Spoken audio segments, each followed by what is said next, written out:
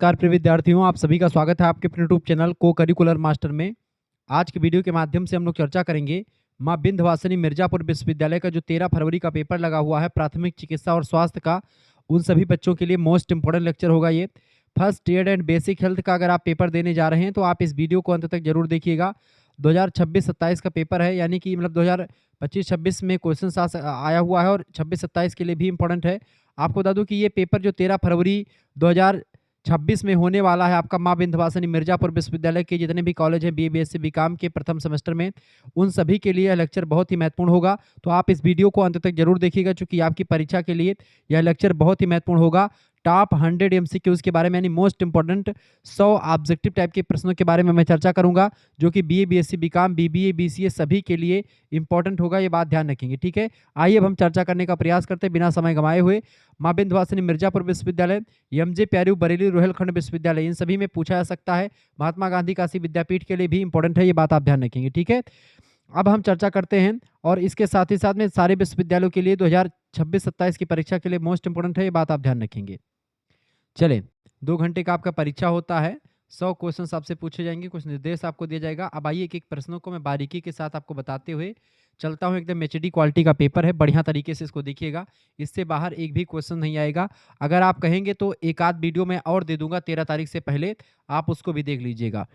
पहला क्वेश्चन से WBC का मतलब क्या है? WBC स्टैंड फॉर, WBC का मतलब होता है व्हाइट ब्लड सेल्स, ठीक है। क्या मतलब होता है? व्हाइट ब्लड सेल्स, ठीक है, या सेल।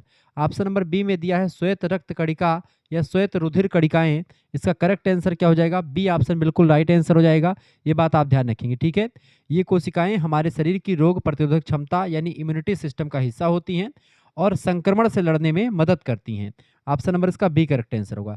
एक होती है आरबीसी, आरबीसी जो होती है बेटा, वो एक प्रकार से रेड ब्लड सेल्स होती है, ये बात ध्यान रखेंगे। दूसरा क्वेश्चन, प्रश्न है, डूबना आमतौर पर तब होता है जब व्यक्ति तैर रहा होता है, स्विमिंग कर रहा होता है। बिल्कुल राइट आंसर हो जाएगा ए ऑप्शन, यानी कि कोई व्यक्ति कब डूबता है? जब वह स्विमिंग कर रहा होता है। चल रहेगा तो नहीं डूबेगा, स्नान करेगा तब भी नहीं डूबेगा, स्केटिंग करेगा तब भी नहीं डूबेगा, वो स्विमिंग करेगा तो हो सकता है डूब सकता है। ए ऑप्शन करेक्ट आंसर हो जाएगा।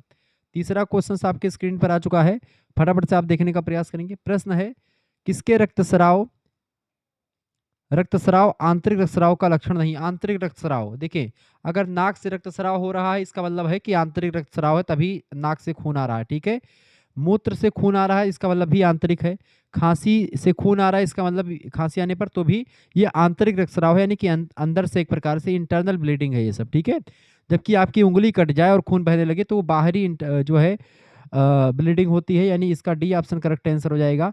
यानी आंतरिक रक्तस्राव का लक्षण इनमें से उंगली नहीं होती है, ठीक है। बाकी सब जो है आंतरिक रक्तस्राव के अंतर्गत आते हैं। चौथा क्वेश्चन आपका आ चुका है, प्रश्न आ चुका है चौथा नंबर, खून बहने वाले घाव को धोने के लिए किस घोल का उपयोग किया जाना चाहिए? बताएं। तो खून बहने वाले घाव को धोने के लिए हमको खारे पानी का एक प्रकार से जो घोल होता है उसका प्रयोग करके हम उसको धोते हैं। ऑप्शन नंबर इसका सी करेक्ट आंसर हो जाएगा, ठीक है। खारा पानी, ठीक है, चिकित्सा की दृष्टि से घाव को साफ करने के लिए स्टेराइल खारा पानी जो होता है, सलाइन वाटर, सबसे सुरक्षित माना जाता है, क्योंकि यह ऊतकों को नुकसान नहीं पहुंचाता और ऊतक हमारे अच्छे रहते हैं, ठीक है। पांचवा क्वेश्चन आप देखेंगे, प्रश्न है, कौन सा कंकाल तंत्र का एक भाग है? कंकाल तंत्र का एक भाग, फटाफट से आप बताने का प्रयास करेंगे। इसका चौथा नंबर का करेक्ट आंसर क्या हो जाएगा? पांचवा नंबर, कौन सा कंकाल तंत्र का एक भाग है? देखिए, उपास्थियां, ठीक है, स्नायु बंधन यानी लिगामेंट्स, बोन्स, ठीक है, कार्टिलेज, ये तीनों जो होते हैं, यानी हड्डी हो गई, स्नायु बंधन यानी लिगामेंट्स हो गया, उपास्थियां हो गई, ये सब आपके कंकाल तंत्र के ही भाग हैं। डी ऑप्शन लगा दीजिएगा, ऑल ऑफ दी अबव, ठीक है। क्लियर हो गया आपका? तो मानव कंकाल जो बनता है हड्डियों से, उपास्थियों से और स्नायुबंध सभी से मिलकर के तब बनता है। छठा क्वेश्चन आपका पूछा जा सकता है प्रश्न, मानव शरीर की सबसे लंबी हड्डी कौन सी है? तो मानव शरीर की सबसे लंबी हड्डी होती है फीमर, फीमर नाम की हड्डी। ये जो है जांघ की हड्डी होती है, जो शरीर की सबसे लंबी और सबसे मजबूत हड्डी मानी जाती है। सातवां क्वेश्चन आपका आ चुका है, मोच तथा हड्डी की अन्य चोटों की स्थिति में आपको यह करना चाहिए, क्या करना चाहिए? मोच तथा हड्डी की अन्य चोटों की स्थिति में आपको करना चाहिए, चोट पर मालिश ना करें बिल्कुल भी, ठीक है। इसके अलावा चोट पर गर्माहट मतलब कि गर्माहट न डालें, घायल व्यक्ति को गतिविधि जारी ना रखने दें, यानी आपको चोट पर मालिश बिल्कुल भी नहीं करना है, चोट पर गर्माहट नहीं डालना है और ना ही घायल व्यक्ति को गतिविधि जो है जारी करना है। ठीक है, यानी तीनों चीज़ें नहीं कर सकते हैं। मोच और हड्डी में चोट आती है तो स्थिरता आपको बहुत ज़रूरी होती है। यानी ये चीज़ें, ये सब चोटों की स्थिति में क्या आपको करना चाहिए, यह आपको करना चाहिए। तो ये सब चीज़ें आपको करनी चाहिए, यानी कि चोट पर मालिश नहीं करना चाहिए। यानी करेक्ट आंसर क्या होगा? डी ऑप्शन इसका राइट आंसर है।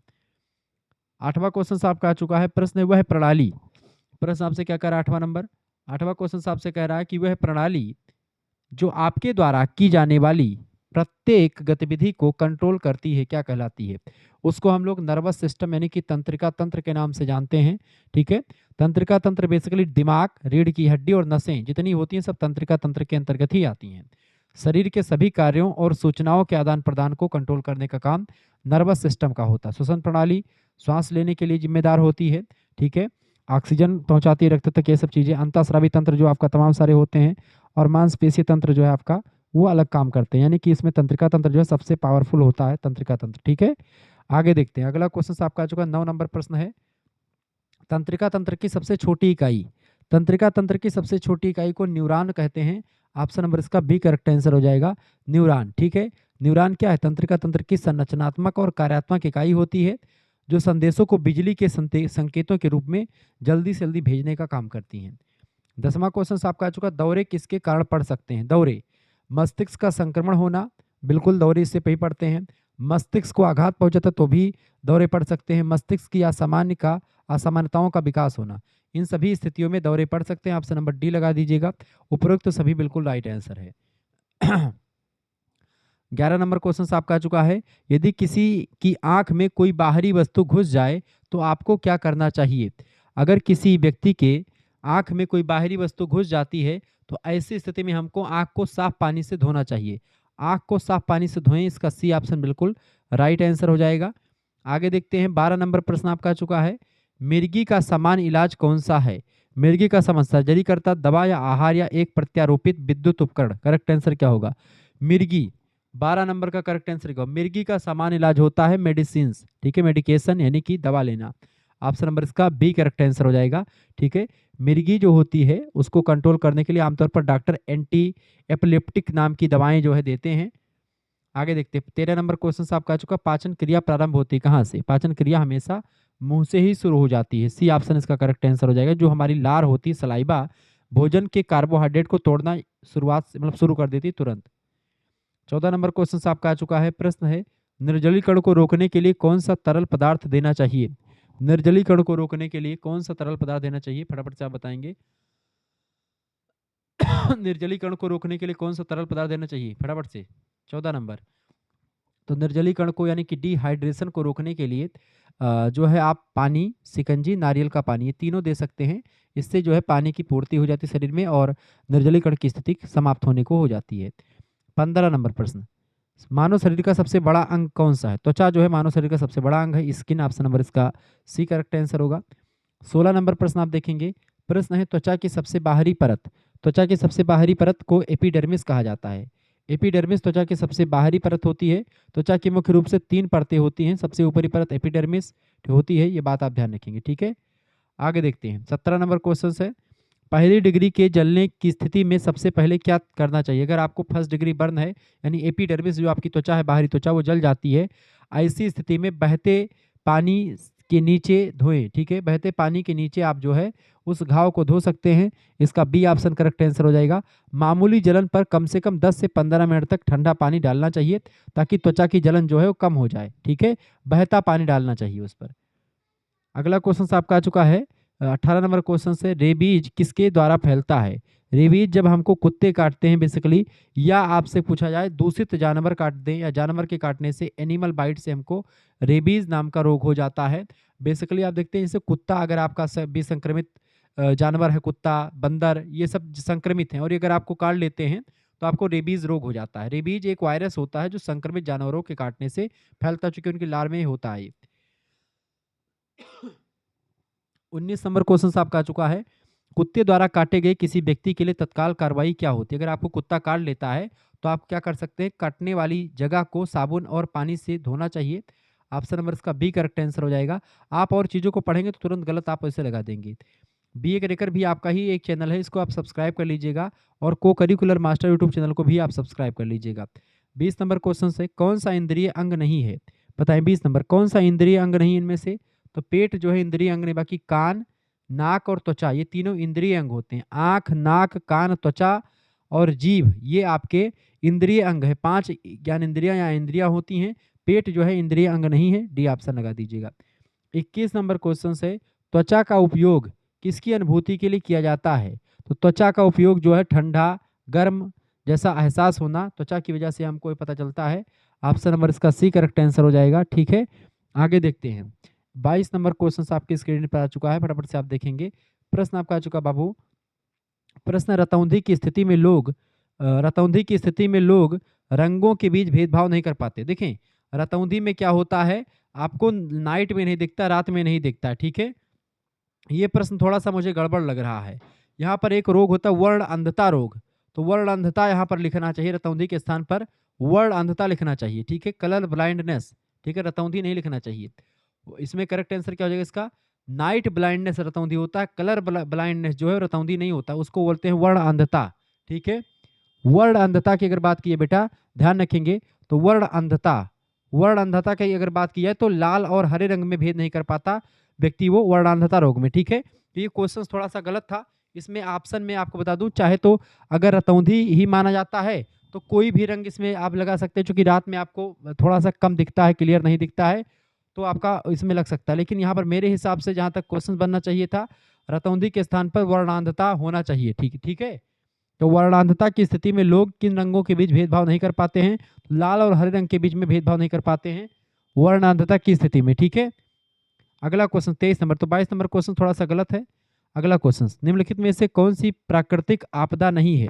ज्वालामुखी प्राकृतिक आपदा है, बाढ़ प्राकृतिक आपदा, सुनामी प्राकृतिक आपदा, गैस रिसाव मानव निर्मित आपदा होती है। बी ऑप्शन इसका करेक्ट आंसर हो जाएगा। ठीक है, मानवीय गलती की वजह से होता है गैस रिसाव।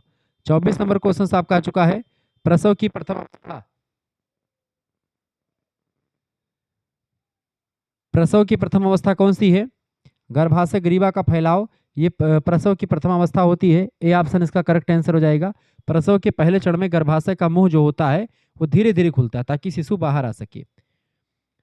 25 नंबर क्वेश्चन आपका आ चुका, प्रसव पीड़ा के दौरान गर्भवती महिला को क्या करना चाहिए? तो प्रसव पीड़ा के दौरान गर्भवती महिला को शौचालय का उपयोग नहीं करना चाहिए, शौचालय का उपयोग ना करें। ऑप्शन नंबर इसका बी करेक्ट आंसर हो जाएगा। प्रसव के दौरान अत्यधिक दबाव महसूस होता है, ऐसे में शौचालय जाने से शिशु के गिरने का खतरा बना रहता है। ठीक है, आगे देखेंगे 26 नंबर क्वेश्चन से, त्वचा का कार्य है, त्वचा का कार्य 26 नंबर, फटाफट से आप बताने का प्रयास करेंगे। त्वचा का कार्य क्या होता है इनमें से? फटाफट से आप बताने का प्रयास करेंगे, त्वचा का कार्य। 26 नंबर क्वेश्चन से क्या आ चुका बाबू आपका? 26 नंबर प्रश्न, त्वचा का क्या काम है? त्वचा का काम होता है अनुभूति, संरक्षण और दवा वितरण मार्ग। बिल्कुल राइट आंसर होगा। त्वचा के माध्यम से दवा त्वचा के माध्यम से भी दी जाती है, संरक्षण भी करता है हमारे शरीर का, अनुभूति भी महसूस होती त्वचा के माध्यम से। डी ऑप्शन लगा दीजिएगा। 27 नंबर क्वेश्चन से, जलने की गंभीरता में शामिल है, जलने की गंभीरता में प्रथम डिग्री का जलना, द्वितीय डिग्री का जलना और तृतीय डिग्री का जलना, तीनों शामिल हैं। ऑप्शन नंबर डी लगा दीजिएगा, उपयुक्त सभी इसका राइट आंसर है।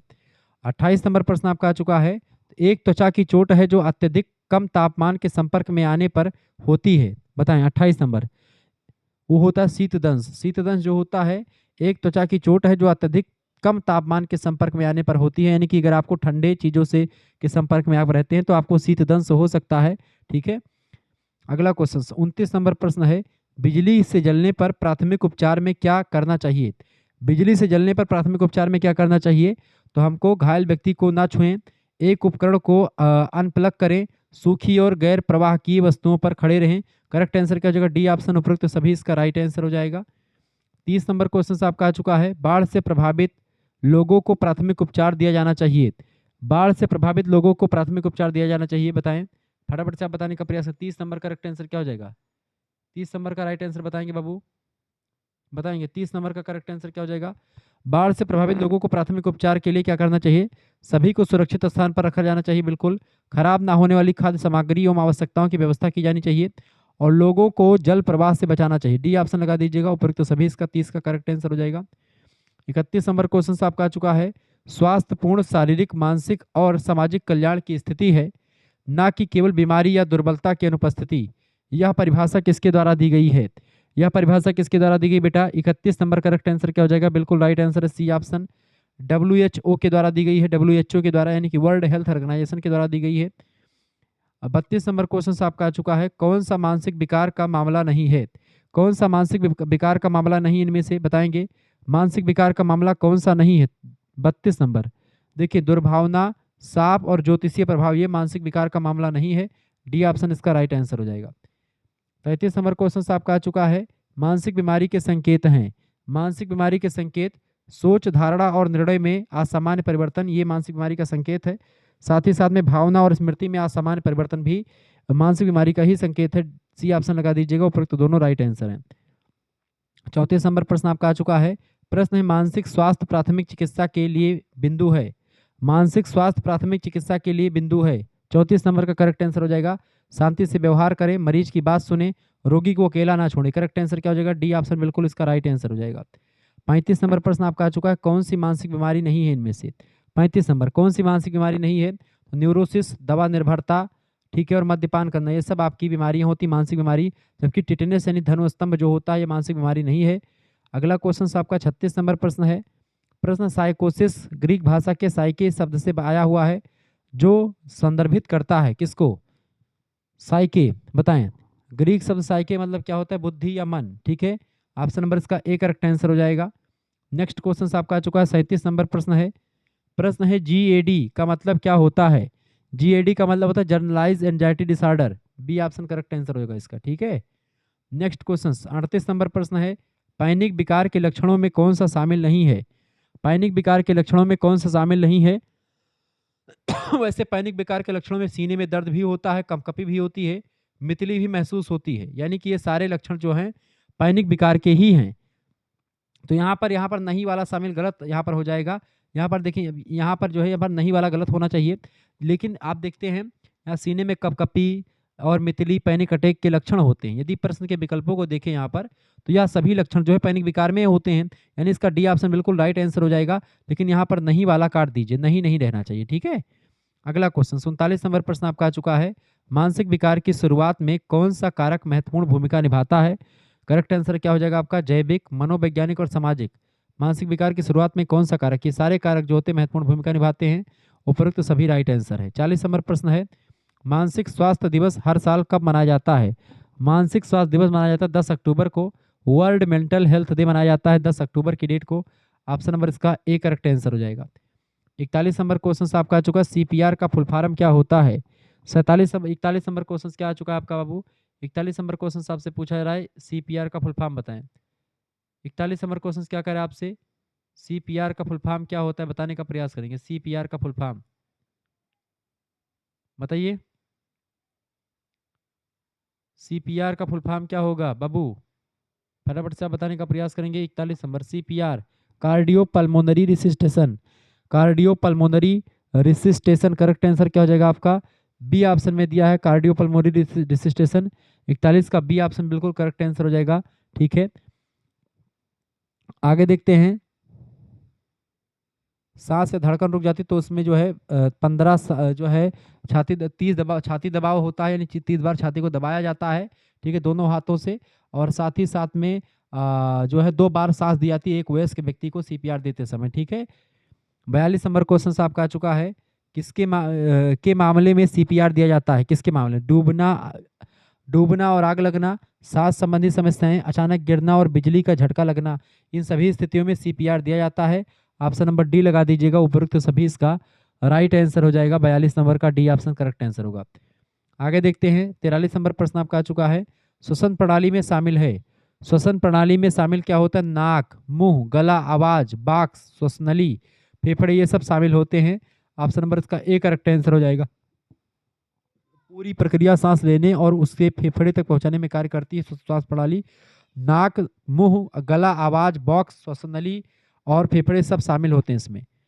44 नंबर क्वेश्चन आपका आ चुका, प्राथमिक चिकित्सा का उद्देश्य है। प्राथमिक चिकित्सा का उद्देश्य जीवन बचाना, किसी की चिकित्सीय स्थिति को बिगड़ने से रोकना और पुनर्प्राप्ति को बढ़ावा देना। करेक्ट आंसर हो जाएगा डी ऑप्शन, उपरोक्त सभी उद्देश्य होता है प्राथमिक चिकित्सा का। 45 नंबर प्रश्न आपका आ चुका है, प्राथमिक चिकित्सा के उद्देश्य हैं। प्राथमिक चिकित्सा का उद्देश्य क्या है बेटा, फटाफट से आप बताने का प्रयास करेंगे। 45 नंबर, प्राथमिक चिकित्सा का उद्देश्य होता है आपका, प्राथमिक चिकित्सा किसी व्यक्ति की जान बचा सकती है, बिल्कुल बचा सकती है। प्राथमिक उपचार दर्द से राहत देता है और ठीक होने में लगने वाले समय को कम करता है।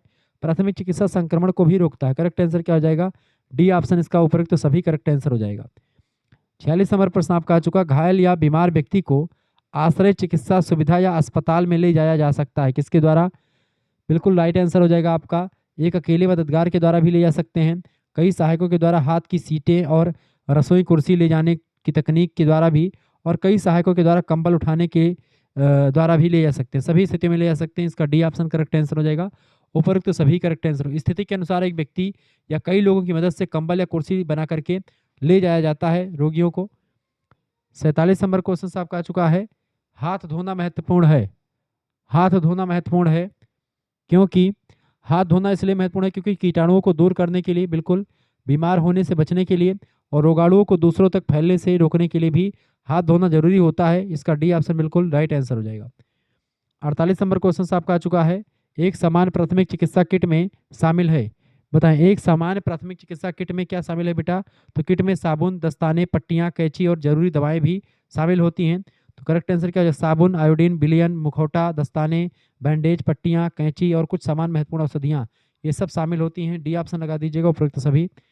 49 नंबर क्वेश्चन आपका आ चुका है, 49 नंबर क्वेश्चन आपका आ चुका बाबू। प्रश्न है, पट्टी कपड़े या अन्य सामग्री का एक टुकड़ा है जिसका उपयोग शरीर के किसी रोगग्रस्त या घायल हिस्से को बांधने या लपेटने के लिए किया जाता है। 49 नंबर का करेक्ट आंसर क्या हो जाएगा, ए ऑप्शन, बिल्कुल सत्य बात है। ठीक है, आगे देखते हैं। शुक्ला स्टडी पॉइंट चैनल आपका दूसरा चैनल, इसको सब्सक्राइब कर लीजिएगा। 50 नंबर क्वेश्चन आपका आ चुका है, साबुन और पानी की अनुपलब्धता की स्थिति में हाथों को साफ करने के लिए निम्नलिखित का उपयोग किया जा सकता है। किसका उपयोग कर सकते हैं, तो साबुन और पानी की अनुपलब्धता में हाथ साफ करने के लिए हम लोग किसका प्रयोग कर सकते हैं, सैनिटाइजर का, यानी कि प्रक्षालक बोलते हैं हिंदी में उसको, अंग्रेजी में सैनिटाइजर बोलते हैं उसको, हिंदी में प्रक्षालक बोलते हैं। बिना पानी के हाथों के कीटाणु मारने में सहायक होता है आपका सैनिटाइजर। कोरोना काल से सैनिटाइजर वगैरह नाम आप लोगों ने सुना होगा। WHO के अनुसार स्वास्थ्य का तात्पर्य क्या होता है, WHO वर्ल्ड हेल्थ ऑर्गेनाइजेशन के अनुसार स्वास्थ्य का तात्पर्य क्या होता है, फटाफट से आप बताने का प्रयास करेंगे। 51 नंबर का करेक्ट आंसर क्या हो जाएगा बाबू, बिल्कुल राइट आंसर आपका आ चुका है, ए ऑप्शन। यह पूर्ण शारीरिक, मानसिक और सामाजिक कल्याण की स्थिति है, ना कि केवल बीमारी या दुर्बलता की अनुपस्थिति की। ठीक है, ए इसका सी ए ऑप्शन करेक्ट आंसर हो जाएगा। अगला क्वेश्चन आपका आ चुका 52 नंबर प्रश्न है। 52 नंबर क्वेश्चन आपका, स्वास्थ्य में शामिल है भौतिक और मानसिक, मनोवैज्ञानिक, आध्यात्मिक, सभी प्रकार के स्वास्थ्य शामिल होते हैं। इसका डी ऑप्शन लगा दीजिएगा। तो 52 नंबर का डी ऑप्शन बिल्कुल करेक्ट आंसर हो जाएगा। आगे देखते हैं। 53 नंबर क्वेश्चन आपका आ चुका है, सैनिटाइजर से हाथ साफ करते समय समय मात्रा कितनी होनी चाहिए, यानी समय कितने समय तक, बताएं। तो 1 चम्मच, मटर के आकार की 1 बूंद, या फिर स्प्रे के सैनिटाइजर के मामले में दोनों हाथों को गीला करने के लिए पर्याप्त स्प्रे। इसका करेक्ट आंसर क्या हो जाएगा, B option, D option, B and C दोनों, यानी मटर के आकार की 1 बूंद हो सकती है, या स्प्रे के प्रकार सैनिटाइजर के मामले में दोनों हाथों को गीला करने के लिए पर्याप्त हो। इसका बी एंड सी दोनों करेक्ट आंसर हो जाएगा इसका। अगला क्वेश्चन 54 नंबर प्रश्न है, कानूनी शब्दों में एक अच्छे व्यक्ति का तात्पर्य किसी ऐसे व्यक्ति से है। एक अच्छे व्यक्ति का तात्पर्य कानून की नज़रों में जो आपातकालीन स्थिति में किसी घायल व्यक्ति को स्वैच्छिक आधार पर सहायता प्रदान करता है। बिल्कुल इसका करेक्ट आंसर क्या जाएगा, ये बात बिल्कुल सत्य है। ऑप्शन नंबर इसका ए करेक्ट आंसर हो जाएगा। ठीक है, गुड सेमेरिटन कानून उन लोगों को सुरक्षा प्रदान करता है जो दूसरों लोगों की जान बचाने में मदद करते हैं। 55 नंबर क्वेश्चन आपका आ चुका, प्राथमिक चिकित्सा में पैक्ट के पूर्ण रूप से क्या तात्पर्य है, पैक्ट यानी PACT, बताएं। प्राथमिक चिकित्सा में PACT के पूर्ण रूप से तात्पर्य क्या है। पी मतलब पैक्ट का मतलब होता है प्रोटेस्ट, पी माने प्रोटेस्ट, ठीक है, प्रोटेक्ट, ए माने होता है आपका SS, ठीक है, सी माने होता है केयर, और टी माने होता है ट्रांसपोर्ट। यानी कि इसका करेक्ट आंसर क्या हो जाएगा आपका, पैक्ट का अर्थ होता है, पहले बात क्या होता है, प्रोटेक्ट यानी सुरक्षा सुनिश्चित करना, प्रोटेक्ट हो गया, assess, protect, assess, care and transport, B option इसका करेक्ट आंसर होगा। यानी कि पहले अर्थ क्या, सुरक्षित करना, उसको सुरक्षा करना, फिर स्थिति का आकलन करना, एसेस करना, ठीक है, फिर केयर करना, देखभाल करना, और फिर उसके बाद में अस्पताल पहुंचाना। इसका बी ऑप्शन बिल्कुल राइट आंसर हो जाएगा। 56 नंबर प्रश्न आप देखेंगे, प्रश्न है प्राथमिक उपचार की एबीसी है। प्राथमिक उपचार में एबीसी की अगर बात की जाए, 56 नंबर का करेक्ट आंसर क्या हो जाएगा? प्राथमिक उपचार की एबीसी की अगर बात की जाए तो प्राथमिक प्राथमिक उपचार की एबीसी की बात की जाए तो वायु मार्ग, श्वसन और परिसंचरण बोलते हैं उसको। वायु मार्ग, श्वास और परिसंचरण, ए ऑप्शन करेक्ट आंसर होगा। एयरवे, ब्रीदिंग एंड सर्कुलेशन को एबीसी कहा जाता है। ठीक है। आपातकालीन स्थिति में सबसे पहले श्वास की नली जांच की जाती है, फिर सांस लेने की क्षमता और अंत में रक्त का संचार देखा जाता है। 87 नंबर क्वेश्चन, 57 नंबर प्रश्न है, ड्रेसिंग एक रोगाणुहीन पैड या सेक है जिसे घाव पर उपचार को बढ़ावा देने और घाव को और अधिक नुकसान से बचाने के लिए लगाया जाता है। यह कथन बिल्कुल सत्य है। ऑप्शन नंबर इसका ए करेक्ट आंसर हो जाएगा। 58 नंबर क्वेश्चन आपसे पूछा गया है, ड्रेसिंग का उपयोग मुख्य रूप से छोटे घावों के लिए किया था, किसका? चिपकाने वाली पट्टी, त्रिकोणीय बैंडेज या गेज का?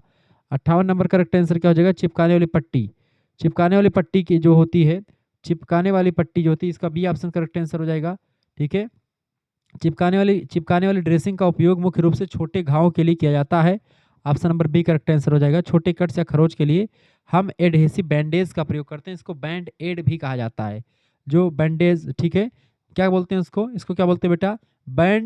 Band aid. ठीक है, बैंड एड कह सकते हैं। क्लियर? अरे जो आसपास मिलता है दुकानों में चिपका लेते हैं बच्चे। 59 नंबर, पट्टियों का उपयोग उंगलियों और पैर की उंगलियों पर किया जाता है क्योंकि उन क्षेत्रों को किस बांधना मुश्किल होता है। तो इसमें क्या भरा जाएगा? 59 नंबर का करेक्ट आंसर क्या हो जाएगा? 59 नंबर, 59। फटाफट से आप बताने का प्रयास करें, 59 का करेक्ट आंसर क्या हो जाएगा बाबू? 59 बिल्कुल राइट आंसर आपका हो जाएगा। 59 का, पट्टियों का उपयोग उंगलियों और पैर की उंगलियों पर किया जाता है। तो कौन सी पट्टी है? ट्यूबुलर पट्टी। ट्यूबुलर पट्टियों का उपयोग किया जाता है, ठीक है, उंगलियों पर बांधने में। 60 नंबर क्वेश्चन से, कौन सी प्राथमिक उपचार के लिए प्रयोग की जाने वाली परिवहन तकनीक नहीं है? परिवहन तकनीक कौन सी नहीं है इनमें से? पालना तकनीक, कंबल लिफ्ट तकनीक, हैंड सीट तकनीक, या उपरोक्त में से कोई नहीं। तो कौन सी प्राथमिक उपचार के लिए? देखिए, प्राथमिक उपचार के लिए क्रेडल, बैंकलेट लिफ्ट या हैंड सीट, ये सभी घायल व्यक्ति को ले जाने की तकनीकें होती हैं। ठीक है। प्राथमिक उपचार के लिए इनमें से कोई तकनीक नहीं है। ऑप्शन नंबर इसका डी करेक्ट आंसर होगा। 61 नंबर क्वेश्चन है, एक ऐसी स्थिति है जिसमें फेफड़ों को सांस लेने के लिए पर्याप्त हवा की आपूर्ति नहीं मिल पाती, किस चीज में? दम घुटने में, आघात में, या निर्जलीकरण की अवस्था में? 61 नंबर का, दम घुटने की स्थिति में क्या होता है? ठीक है, दम घुटना जो है एक ऐसी स्थिति होती है जिसमें फेफड़ों को सांस लेने के लिए पर्याप्त हवा नहीं मिल पाती है।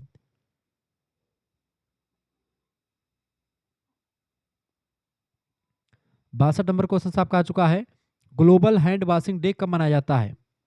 62 नंबर क्वेश्चन आप फटाफट से आप बताने का प्रयास करेंगे बाबू। 62 नंबर क्वेश्चन का करेक्ट आंसर क्या हो जाएगा? सभी लोग बताने का प्रयास करेंगे। 62।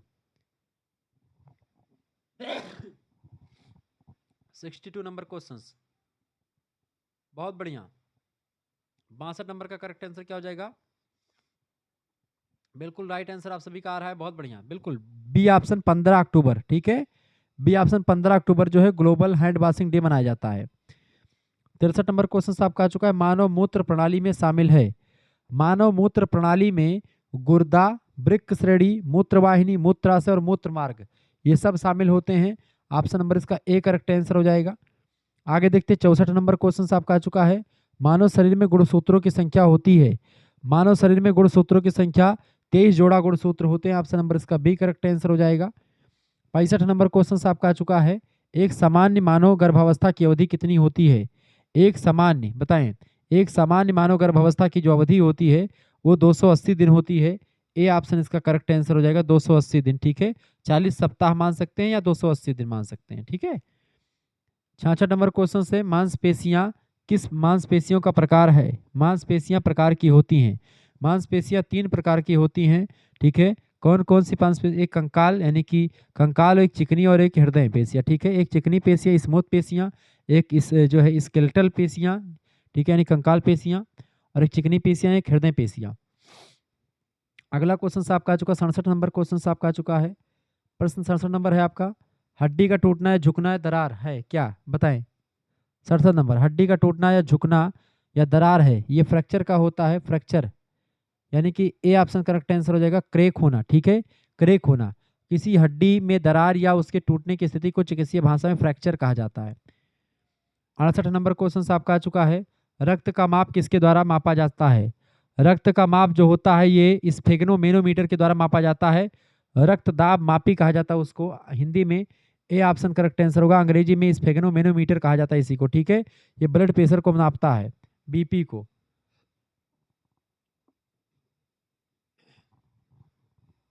69 नंबर क्वेश्चन है, आराम के समय दिल की बहुत तेजी से धड़कने को संदर्भित करता है, प्रति मिनट 100 से अधिक धड़कन। क्या आराम के समय दिल की बहुत तेजी से धड़कने को संदर्भित करता है प्रति मिनट? अगर आपका धड़कन जो है 100 से अधिक होती तो उसको बोलते हैं टैची कार्डिया। क्या बोलते हैं उसको? टैची कार्डिया बोला जाता है, ये बात आप ध्यान रखिए, टैची कार्डिया। ऑप्शन नंबर इसका ए करेक्ट आंसर हो जाएगा। जब हृदय गति 60 से 100 से बढ़ करके 100 से अधिक हो जाती है तो उसको हम टैची कार्डिया बोलते हैं। नेक्स्ट क्वेश्चन आपका आ चुका है, 70 नंबर प्रश्न आप देखेंगे। प्रश्न है, एक सामान्य आराम करने वाले वयस्क में नाड़ी दर धड़कन प्रति मिनट कितने के बीच में होती है? तो कितना कितना होती है भैया? इसका राइट आंसर हो जाएगा 60 से लेकर के 100 के बीच में हो सकती है नाड़ी दर। इसका बी ऑप्शन करेक्ट आंसर हो जाएगा, विश्राम की स्थिति में। 71 नंबर क्वेश्चन, कौन सी रक्त कोशिकाएं ऑक्सीजन पहुंचाती हैं? ऑक्सीजन कौन सी रक्त कोशिकाएं पहुंचाती है? तो रेड ब्लड सेल्स यानी आरबीसी पहुंचाती हैं। ऑप्शन नंबर इसका बी करेक्ट आंसर हो जाएगा, ठीक है। ये फेफड़ों से ऑक्सीजन लेकर के पूरे शरीर में पहुंचाती हैं, आरबीसी। 72 नंबर क्वेश्चन है, प्रथमोपचारक गुणवत्तापूर्ण होना चाहिए। प्रथमोपचारक गुणवत्तापूर्ण होना चाहिए। 72 नंबर, प्रथमोपचारक गुणवत्तापूर्ण होना चाहिए, फुर्तीला, दयालु और बुद्धिमान तीनों होना चाहिए प्रथमोपचारक, ठीक है। यह प्राथमिक उपचारक जो होता है, प्रथम जो प्राथमिक चिकित्सा देने वाला व्यक्ति हो, फुर्तीला भी हो, दयालु भी हो और बुद्धिमान भी हो। 73 नंबर क्वेश्चन आपका आ चुका है, जब किसी यात्री को सांस नहीं आ रही हो तो आपको क्या करना चाहिए? जब किसी यात्री को सांस नहीं आ रही हो तो आपको उस समय उसको तुरंत सीपीआर देना चाहिए। ऑप्शन नंबर इसका ए करेक्ट आंसर हो जाएगा, ठीक है, सीपीआर देना चाहिए। कार्डियो पल्मोनरी रिसिस्टेशन कहा जाता है सीपीआर को। 30 बार सीने को दबाया जाता है और 2 बार सांस दी जाती है मुंह से। पाचन तंत्र का मार्ग होता है, पाचन तंत्र का मार्ग 74 नंबर, फटाफट से आप बताएंगे। पाचन तंत्र का मार्ग होता है बाबू, फटाफट से आप बताने का प्रयास करें, पाचन तंत्र का मार्ग बताएंगे। पाचन तंत्र का मार्ग होता है, पाचन तंत्र का जो मार्ग होता है 74 नंबर का करेक्ट आंसर का जगह ए ऑप्शन, मुख से लेकर के गुदा तक पाचन तंत्र का ही मार्ग होता है। 75 नंबर क्वेश्चन है, लार में मौजूद एक पाचक एंजाइम कौन सा है? लार में मौजूद एक पाचक एंजाइम होता है लार युक्त एमाइलेज जो बोलते हैं उसको, salivary amylase, C option correct answer होगा। 76 नंबर क्वेश्चन आपका आ चुका है, छोटी आंत खंडों से बनी होती, कितने खंडों से? छोटी आंत जो होती है वो 3 खंडों से बनी हुई होती है, इसका सी ऑप्शन बिल्कुल करेक्ट आंसर हो जाएगा। आगे देखते हैं, अगला क्वेश्चन आपका आ चुका 77 नंबर प्रश्न है, अतिसार का क्या अर्थ है? अतिसार को अंग्रेजी में डायरिया कहा जाता है। डायरिया मीन्स, अतिसार का मतलब होता है, क्या होता है?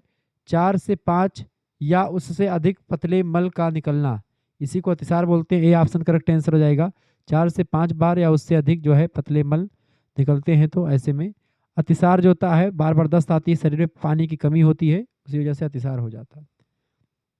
78 नंबर क्वेश्चन है, दस्त के रोगी को प्राथमिक उपचार में दिया जाता है, दस्त के रोगी को प्राथमिक उपचार में ओआरएस का घोल दिया जाता है, यानी कि ओरल रिहाइड्रेशन घोल बोलते हैं उसको, ओरल ओआरएस का घोल बोलते हैं। शरीर में पानी और नमक यानी इलेक्ट्रोलाइट्स के संतुलन को बनाए रखता है ओआरएस का घोल, जरूरी होता है। 79 नंबर, भोजन विषाक्तता का लक्षण इनमें से, पेट दर्द, दस्त, मतली या उल्टी होना, ये भोजन विषाक्त अगर होगा तो ये सारी चीज़ें हो सकती हैं फूड पॉइजनिंग से। ऑप्शन नंबर इसका डी करेक्ट आंसर होगा। 80 नंबर क्वेश्चन है, एक वयस्क मनुष्य में हड्डियों की संख्या कितनी होती है? 206 हड्डियां होती है एक मनुष्य के अंदर, ठीक है, वयस्क मनुष्य के अंदर। 81 नंबर क्वेश्चन आपका आ चुका है, प्रश्न है, शरीर का तापमान, शरीर का सामान्य तापमान जो होता है वो कितना होता है? शरीर का सामान्य तापमान कितना होता है? 81 नंबर, फटाफट से आप बताने का प्रयास करेंगे। शरीर का जो वास्तविक तापमान होता है बेटा कितना होता है? फटाफट से आप बताने का प्रयास करेंगे। 98.6 फ़ारेनहाइट होता है, ठीक है। शरीर का समान तापमान 98.6 फ़ारेनहाइट, ऑप्शन नंबर इसका डी करेक्ट आंसर होगा। इसी को अगर डिग्री सेल्सियस में देखें तो 37 डिग्री सेल्सियस प्रत्येक मनुष्य का तापमान होता है शरीर का। 82 नंबर क्वेश्चन से, बुखार के लिए प्राथमिक उपचार, गर्म पेय पदार्थ उपलब्ध कराएं, गीले कपड़े हटा दें, श्वास की निगरानी करें। 82 नंबर का करेक्ट आंसर क्या हो जाएगा? डी ऑप्शन, ये सभी करना चाहिए। 83 नंबर क्वेश्चन है, प्राथमिक उपचार किस स्थान पर देना चाहिए? सड़क पर, घर पर, सार्वजनिक स्थान पर, कहीं पर भी दे सकते हैं इसको, ठीक है। किसी भी स्थान पर दिया जा सकता है, तुरंत बाद चूंकि दिया जाता है, डी ऑप्शन करेक्ट आंसर हो जाएगा, क्योंकि इसको तुरंत देना होता है, ठीक है। आगे देखते हैं, जो डॉक्टर से आने से पहले रोगी की रक्षा करना प्राथमिक उपचारक का काम होता है। गर्भधारण और प्रसव के बीच की अवधि को कहा जाता है। 84 नंबर, गर्भधारण और प्रसव के बीच की अवधि को गर्भावस्था कहते हैं, प्रेगनेंसी कहा जाता है। ए ऑप्शन करेक्ट आंसर हो जाएगा, ठीक है। नेक्स्ट क्वेश्चन आपका आ चुका है 85 नंबर प्रश्न आप देखेंगे। प्रश्न, बढ़ते बच्चे को ऑक्सीजन और पोषक तत्वों का प्रदान करता है, बताएं। 85 नंबर क्वेश्चन क्या होगा आ जाएगा आपका? 85 नंबर फटाफट से आप बताएंगे 85 नंबर का। बिल्कुल बी ऑप्शन, उसको बोलते हैं प्लेसेंटा, ठीक है। बढ़ते बच्चे को ऑक्सीजन और पोषक तत्व प्रदान करते, प्लेसेंटा जो होता है बढ़ते बच्चे को ऑक्सीजन और पोषक तत्व प्रदान करता है। 86 नंबर क्वेश्चन से, गर्भावस्था के लक्षण है, मासिक धर्म नहीं आता गर्भावस्था में, बिल्कुल नहीं आता। और इसके अलावा आपका HCG हार्मोन की उपस्थिति रहती है और पेट का आकार भी बढ़ जाता है गर्भावस्था में। करेक्ट आंसर हो जाएगा डी ऑप्शन, उपरोक्त सभी लक्षण होते हैं गर्भावस्था के।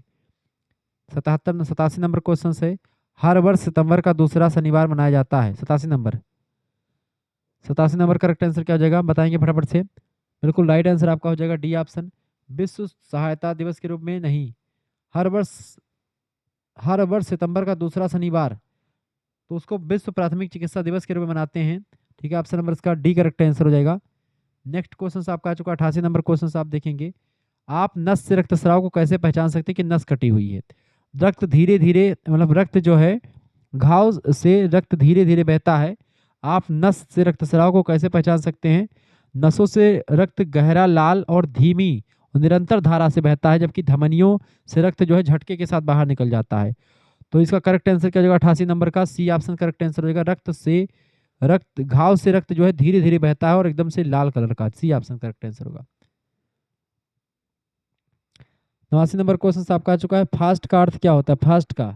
फास्ट का अर्थ होता है मुख, भुजाएं, बाणी और समय, यानी face, arm, speech and time, ठीक है। Face, arms, speech and time, इसका ए ऑप्शन करेक्ट आंसर हो जाएगा, ठीक है। भुजाएं यानी मुख, भुजाएं, बाणी और समय, ए ऑप्शन करेक्ट आंसर होगा। 90 नंबर प्रश्न आप देखेंगे। प्रश्न है, चिकित्सीय दृष्टि से हाथ कम से कम कितने सेकंड तक धोने चाहिए? तो चिकित्सीय दृष्टि से कम 40 से 60 मिनट तक, 40 से 60 सेकंड तक आपको धोना चाहिए हाथ। अगला क्वेश्चन आपका आ चुका है 91 नंबर प्रश्न है, प्राथमिक चिकित्सा किट हमेशा होनी चाहिए। 91 नंबर फटाफट से आप बताने का प्रयास करेंगे, बताइएगा। वैसे 20 सेकंड जो है वो सबसे सरल होता है, 20 सेकंड तक हाथ धोना चाहिए आपको नॉर्मल तरीके से, लेकिन 20 सेकंड ऑप्शन में है ही नहीं, इसलिए 40 से 60 सेकंड लगाना पड़ा। प्राथमिक चिकित्सा किट हमेशा होनी चाहिए, बिल्कुल प्राथमिक चिकित्सा किट हमेशा विसंक्रमित होनी चाहिए, इसका ए ऑप्शन करेक्ट आंसर हो जाएगा। नेक्स्ट क्वेश्चन आपका आ चुका है 92 नंबर प्रश्न, ORS का क्या मतलब होता है? ORS ओरल रिहाइड्रेशन सोल्यूशन बोलते हैं उसको, मौखिक पुनर्जलीकरण विलयन बोलते हैं, ठीक है। ORS का घोल होता है, ए ऑप्शन करेक्ट आंसर होगा। 93 नंबर प्रश्न है, अगर किसी को अचानक गंभीर रक्तस्राव होने लगे तो आप क्या करेंगे उस स्थिति में?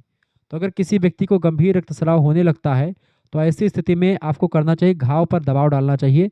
अत्यधिक खून बहने को रोकने के लिए सबसे प्रभावी तरीका होता है घाव पर दबाव डालना, डायरेक्ट प्रेशर डालना। इससे क्या होता है, डायरेक्ट प्रेशर डालने से जो है खून बहना रुक जाता है। इसका बी ऑप्शन बिल्कुल करेक्ट आंसर हो जाएगा। 93 नंबर का बी ऑप्शन राइट आंसर होगा। 94 नंबर क्वेश्चन आप देखेंगे।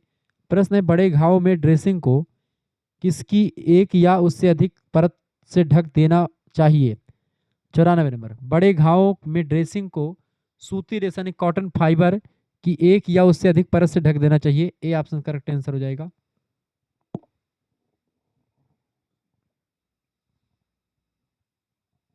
95 नंबर क्वेश्चन से, ट्यूबुलर पट्टियां ड्रेसिंग को बांधे रखती हैं उंगलियों या पैर की उंगलियों पर या माथे पर या छाती पर।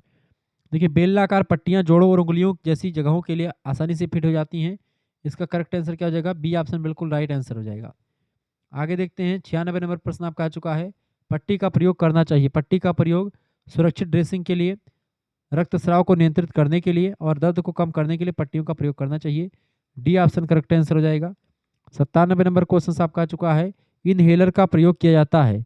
इनहेलर का प्रयोग जो है अस्थमा रोगी में करते हैं। अस्थमा या दमा के जो रोगी होते हैं, सांस लेने में आसानी के लिए इनहेलर का प्रयोग लिया जाता है अस्थमा या दमा में। ठीक है, बी ऑप्शन इसका करेक्ट आंसर होगा।